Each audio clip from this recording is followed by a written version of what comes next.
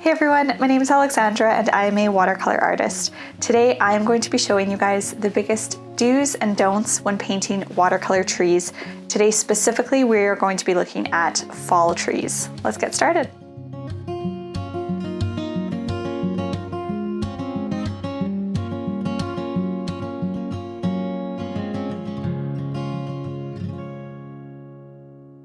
For supplies today, you guys will need 2 cups of water. I have one for clean, one for dirty water. A napkin for drying your paintbrushes. For paintbrushes, I'm using Princeton rounds, numbers 2, 6, and 8. Paper, I have 140-pound cold press watercolor paper. And lastly, for paints, I'm using Art Philosophy & Co.'s Woodlands palette. You guys will honestly need mostly just any fall colors, so some sort of red, orange, green, brown. I've taken a red and a yellow from Art Philosophy & Co.'s Terrain palette as well, just to give myself a little bit more variety. So to prepare my page, I have split it in 2 just so that we can have the one side of what not to do and the one side of what to do. If you guys are following along, you just need one page. You definitely don't need to follow the what not to do. You guys can just follow the other side. But I am going to start with what not to do and what is often very common when people are painting watercolor trees. So typically what you will see is they'll paint, I'm going to start with my just water on my paintbrush.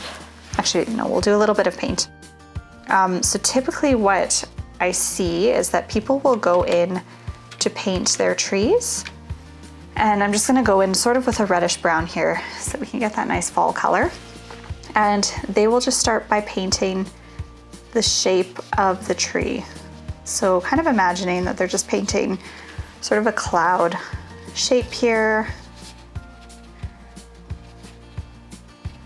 So we have it in our reddish color.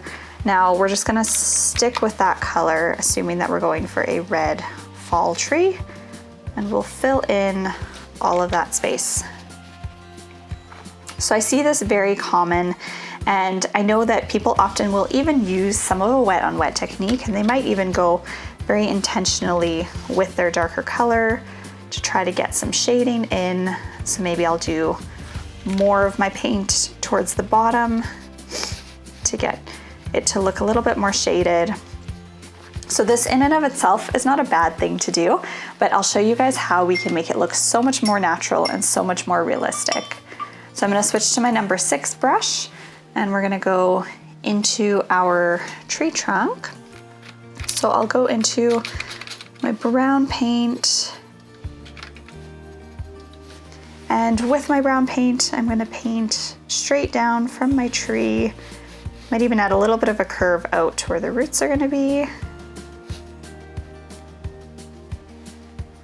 And then just to show you guys kind of the difference in the contrast, I can use some green and just paint the ground that would be below it. So again, I've done this super quickly just to show you guys, but this is something that I find is, again, very common with people that are just starting out to paint with watercolor, but there is a super easy way to really take this to the next level that I'm gonna show you guys that is definitely beginner friendly, but it's gonna take your trees from looking like this to looking like something that's a bit more advanced without them actually being overly complicated. So I'm gonna start now with my number 6 brush, and just going into my water here. So it's gonna be a little bit tricky for you guys to see until I start adding the paint color in. So just bear with me as I paint this first section. But what I want to do is I'm painting little clusters of water, and I'm making sure to be intentional to leave some white space in between them. And I'm gonna add a little bit more variation with my tree colors than this one has here. So painting my clusters of paint sort of in a similar shape to this actually. And I'm just letting that water soak into my paper, making sure that it's not overly saturated. So now that I've done that, I can go in with some of my Foxberry red here. And what I'm going to do is I'm keeping it light to start, and I'm actually just going to dot it in where I've already painted the water. So you guys will see that as I do that, it's actually just gonna go ahead and it's gonna bleed into my painting.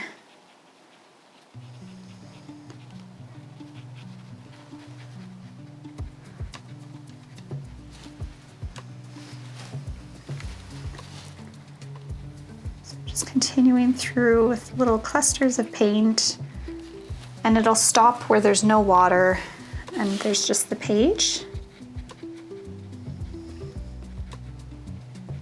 Now, I don't know about you guys wherever you live with your fall trees, but I know right now where I am, we're right in the season of everything just starting to change colors. So we're getting this really, really beautiful mix of half the trees changing, or half the leaves changing to either a red or an orange, and the remainder of them still showing through with that green. So I actually want to replicate that with our painting here. So I'm gonna go into my green paint. I'm gonna mute it just a little bit. And with this part specifically, I wanna be really intentional to just drop it in 2 sections of my painting. And I'm using a wet on wet technique here. And I'm still letting the color just bleed rather than me painting specifically in leaf shapes or anything, but I'm gonna mix in that green paint throughout my painting. You have to work relatively quickly while it's still wet, but you'll find that you'll get this really, really beautiful effect.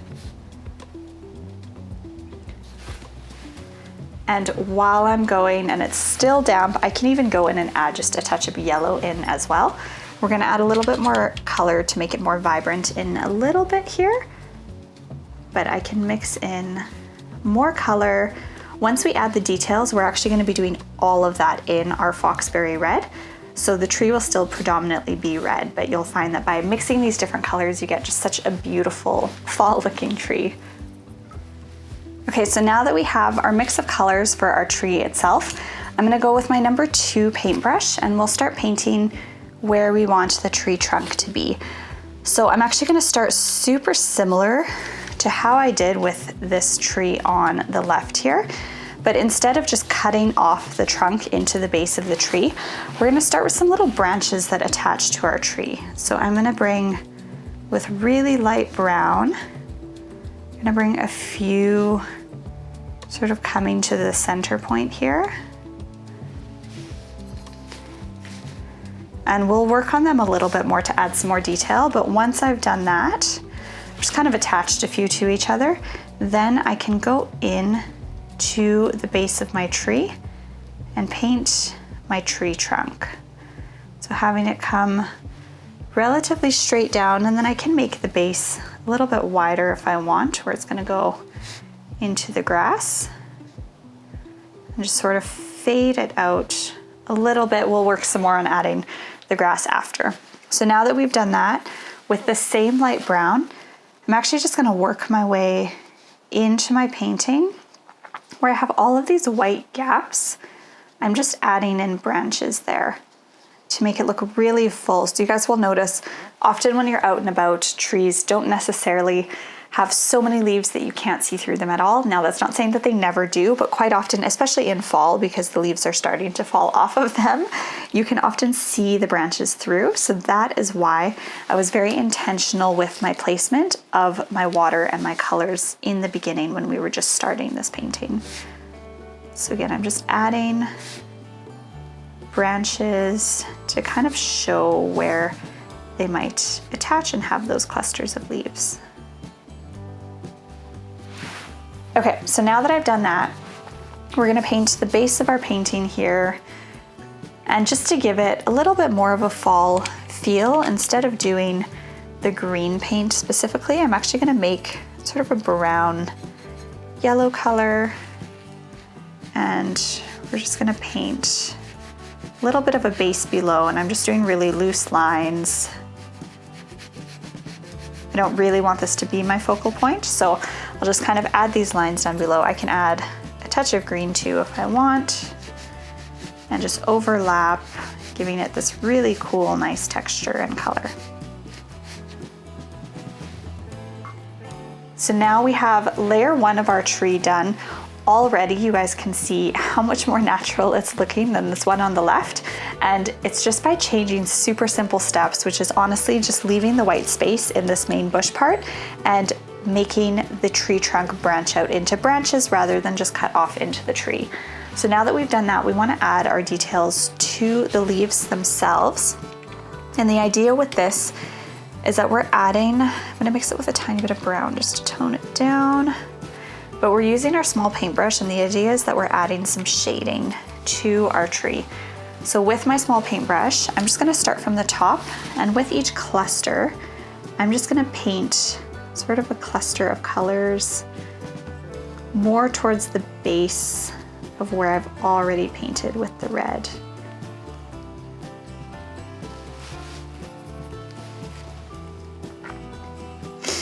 So really it's just little scribbles with my paintbrush.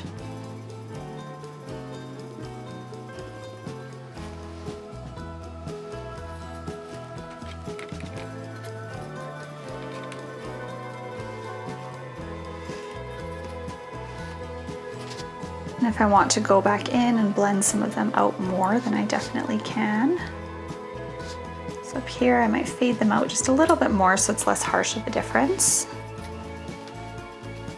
We're gonna keep working through, but you'll notice that just by painting kind of that variety of colors for my first layer, I'm not covering them up fully. So yes, I'm making the tree look more like it's a red fall tree, but you can still see those hints of green and yellow showing through, which is really beautiful.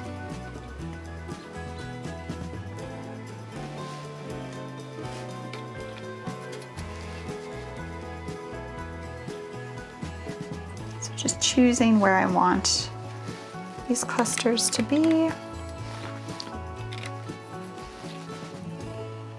And I can kind of see naturally where I've placed them based on where I had placed the water initially.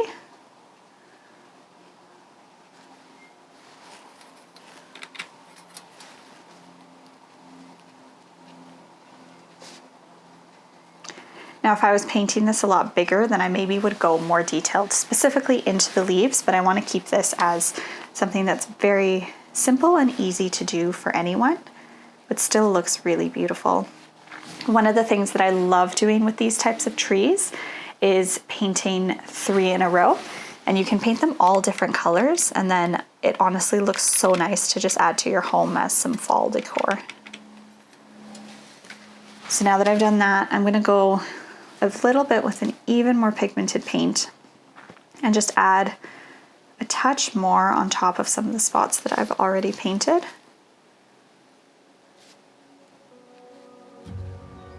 And we're just giving that shading, adding the extra detail, and really making it stand out while still keeping it this really nice loose tree.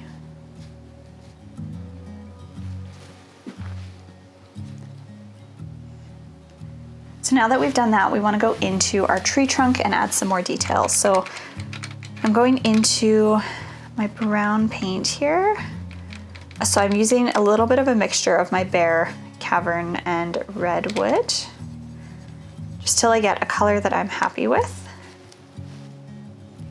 And now going into my actual tree trunk, I want to get a little bit of shading. So with the way that I've done these, I've kind of made the focus look like the light is a little bit more coming from this side. So with my tree branches as well as the tree trunk, I'm going to go in with my super small paintbrush, and I'm just adding some line details coming down, focusing on that left side. Now for things like this, I really like using a dry brushing technique, just because I find that you get a lot more of a natural look to it, and it gives it a little bit more texture than if you're doing wet on dry. So we're just going to continue up our branches, and it's just by adding those really light strokes. As you can see, when I dry my paintbrush on my napkin, I'm getting almost all of the water off so that I can get that nice texture. Another thing that you guys can do for this is sometimes when I'm really looking to use a dry brushing technique is I'll take either an acrylic paintbrush, just because the bristles are a lot more stiff, or just one of my older watercolor brushes. So now that around the trunk is drying a little bit more, we're gonna go in with one more layer that's a little bit darker. And you guys can see right away that this is just such a simple way to take what we had painted here and really just elevate it.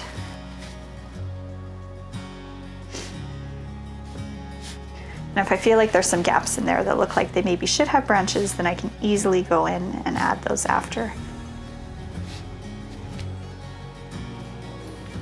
Okay, so now that I've done that, the last thing that I'm gonna do is just add a little bit more vibrance to my grass here. So I can go in with a touch more of my green paint. I'm just mixing it with my yellow to warm it up just a little bit. And kind of same thing. I'm just gonna go over with some horizontal lines. If you wanted to paint grass looking more like it's sticking up, you guys definitely can do this a different way, but our focus is on the tree here, so I'm just adding it really simply to the bottom. And there you guys have a fall watercolor tree. If you guys want to see more tutorials like this, where I show you sort of what's commonly painted versus ways to really elevate your paintings, then let me know, leave a comment below. I could definitely do that with other types of trees, flowers, leaves, honestly, anything you guys want. Otherwise, if you haven't already, make sure to like this video and subscribe to this channel. We'll see you next time.